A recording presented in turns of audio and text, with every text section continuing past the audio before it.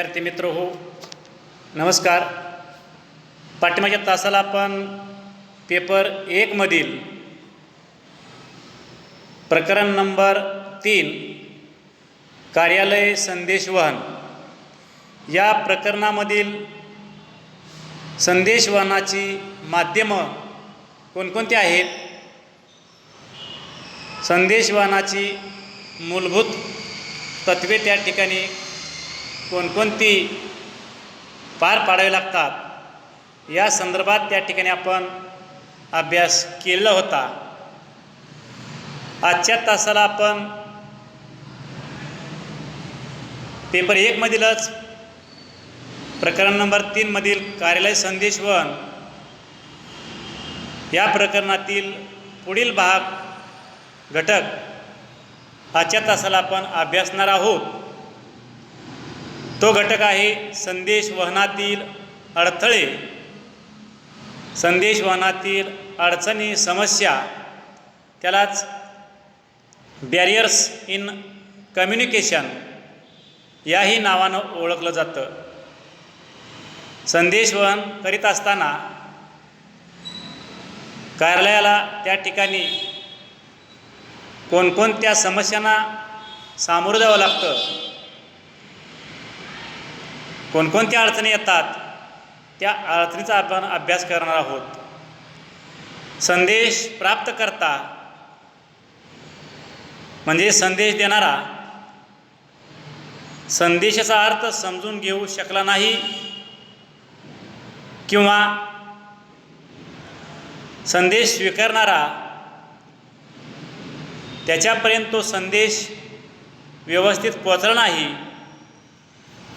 किंवा संदेशाप्रमाणे कृती करू शकला नाही, तेव्हा संदेशवहनाच्या क्रियेत अडथळे, अडचणी किंवा तफावत निर्माण होत असते.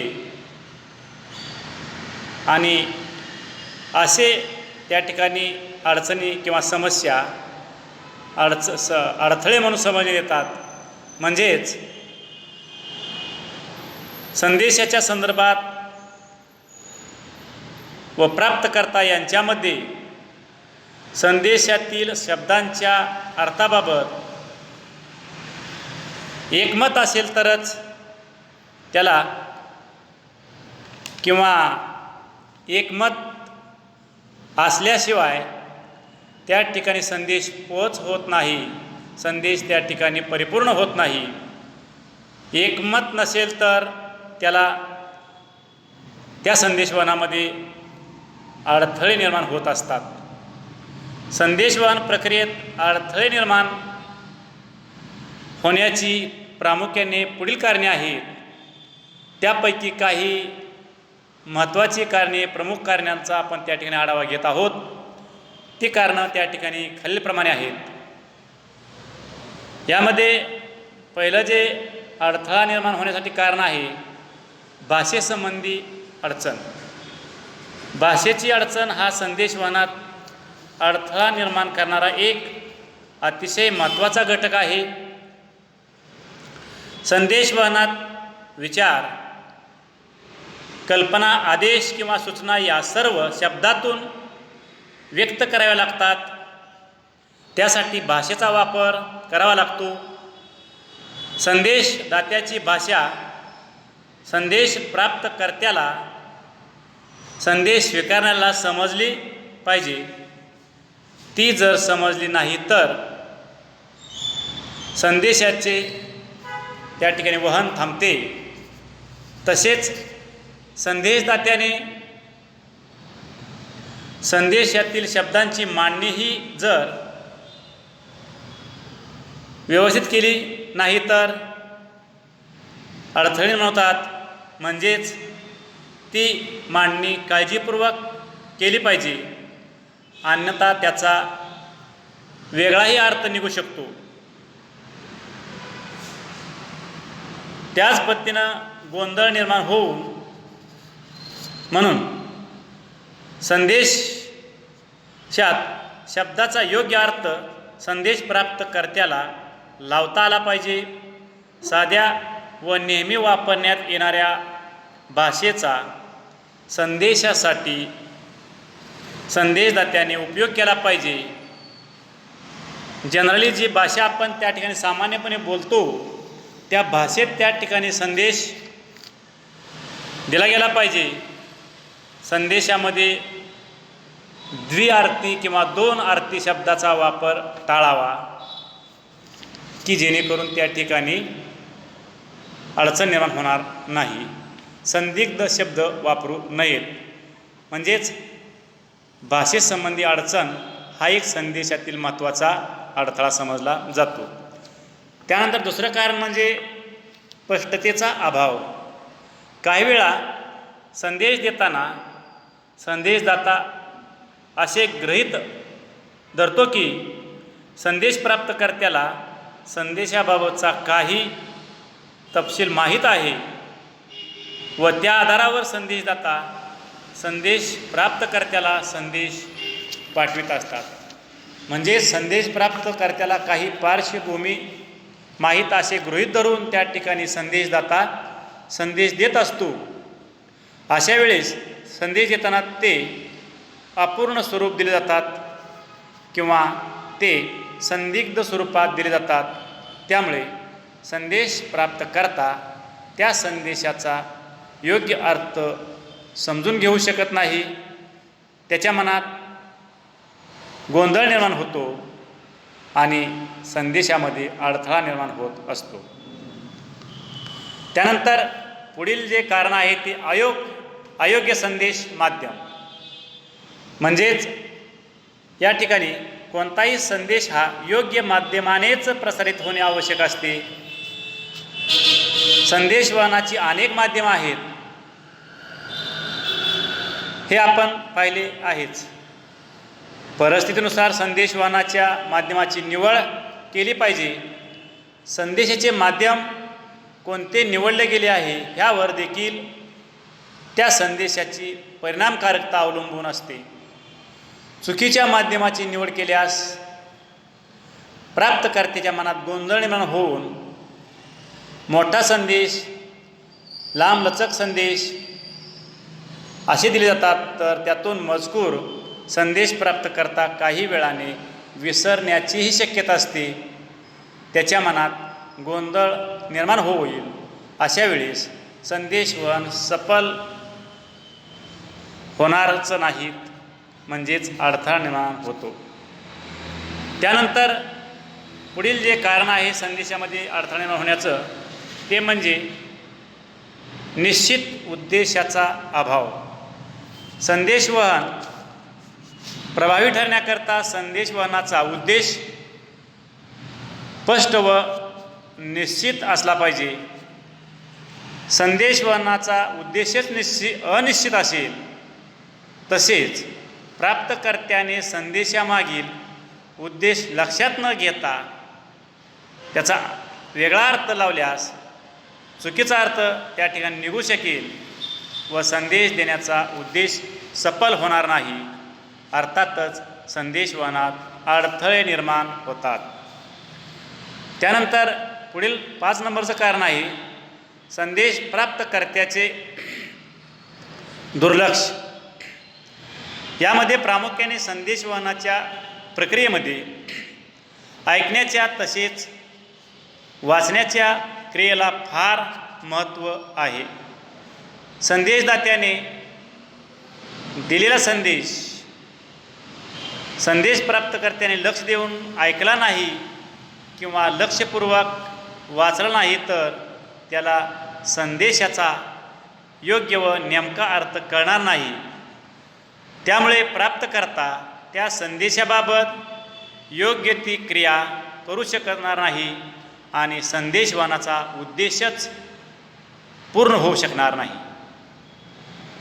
त्यानंतर पुढील जे कारण आहे ते म्हणजे संदेशवहन साधनातील तांत्रिक दोष. यामध्ये प्रामुख्याने संदेशवहनात संदेशदात्याला संदेश हा विविध माध्यमाद्वारे पाठविता येतो. बऱ्याच वेळा पोस्टाद्वारे पाठविलेला संदेश योग्य वेळेवर मिळत नाही. संदेशवहनाच्या यांत्रिक साधनाच्या संदेशाचे आदानप्रदान करीत असताना त्यात होणारी बिघाड, आजूबाजूचा आवाज, वाहतूक यंत्रणेतील दोष या असंख्य विविध कारणामुळे संदेशात अडथळे निर्माण होतात. त्यानंतर पुढील जे कारण आहे ते म्हणजे संघटनात्मक अडथळा. संघटनात्मक अडथळ्यामध्ये प्रामुख्याने उपक्रमात व्यवस्थापनाचे अनेक स्तर असतात, पातळ्या असतात. मुख्य व्यवस्थापकाने दिलेले आदेश हे कर्मचाऱ्यापर्यंत पोहोचविण्यास ते अनेक अधिकाऱ्याकडून पुढे पाठविले जात असतात. अशा वेळेस ते आदेश प्रत्यक्ष कामगारापर्यंत पोचण्यास उशीर लागतो. तसेच संदेशाचे स्वरूप बदलण्याची शक्यता असते. अशा त्याचा योग्य अर्थ आणि त्याचा अर्थच मूळ कामगारांना कळत नाही आणि अडथळा निर्माण होत असतो. त्यानंतर पुढील या ठिकाणी अनुमान काढण्याची घाई. संदेश देण्यामागे विशिष्ट उद्देश असतो, परंतु दिलेल्या संदेशाचा प्राप्तकर्त्याने पूर्ण संदेश न ऐकता किंवा वाचता पूर्ण न वाचल्यामुळे त्याचा अर्थ घाईने काढल्यास संदेशाचा चुकीचा अर्थ लावला जाऊ शकतो आणि संदेश देण्यामागचा मूळ हेतूच त्या ठिकाणी नष्ट झालेला पाहावयास मिळतो. अर्थात संदेशात अडथळा निर्माण होत असतो. त्यानंतर पुढील जो अडथळा आहे त्याचं कारण आहे परस्पर विश्वासाचा अभाव. यामध्ये प्रामुख्याने संदेश प्राप्तकर्ता व संदेशदाता यांच्यामध्ये विश्वासाची भावना नसल्यास संदेशाचा अर्थ नीट न लावणे किंवा त्याबद्दल उदासीनता असणे यासारख्या घटना घडतात. अविश्वास असणाऱ्या व्यक्तीचा संदेश प्राप्तकर्ता पटवून घेत नाही, संदेशाकडे जाणीवपूर्वक दुर्लक्ष करतात, संदेशाला योग्य प्रतिसाद देत नाही. त्यामुळे संदेशवहनाच्या प्रक्रियेत अडथळे निर्माण होतात. त्यानंतर पुढील कारण आहे अडथळ्यामधील ते म्हणजे संदेश प्राप्तकर्त्याची संख्या. संदेश प्राप्तकर्त्याची संख्या किती आहे यावर देखील संदेशाची परिणामकारकता अवलंबून असते. संदेश प्राप्तकर्त्याची संख्या जास्त असल्यास संदेशाची परिणामकारकता या ठिकाणी कमी होते. प्रत्येक व्यक्ती हा संदेश इतरासाठी आहे, तो संदेश माझ्यासाठी नाही दुसऱ्यासाठी आहे असा समज करून घेतो आणि त्या संदेशाकडे त्या ठिकाणी तो दुर्लक्ष करतो, त्याची अंमलबजावणी करत नाही. त्यामुळे संदेशवहनाचे उद्दिष्ट गाठले जात नाही.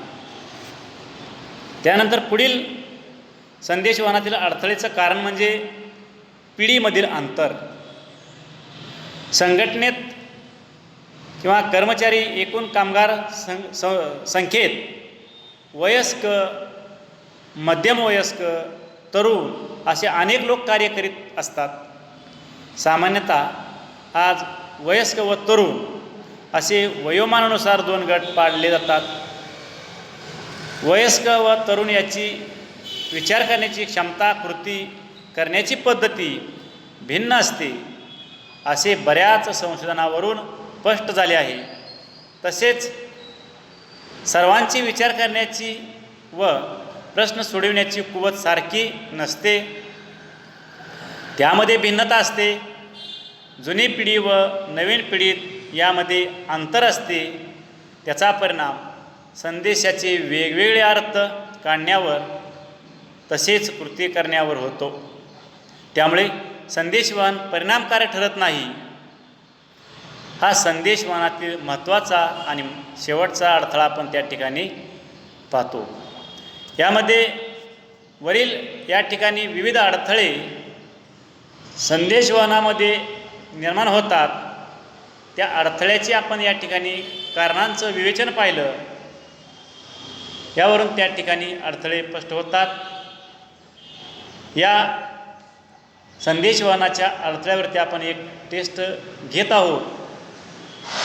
त्या टेस्ट कोडचा नंबर आहे 30. ती विद्यार्थ्यांनी सोडवावी. धन्यवाद.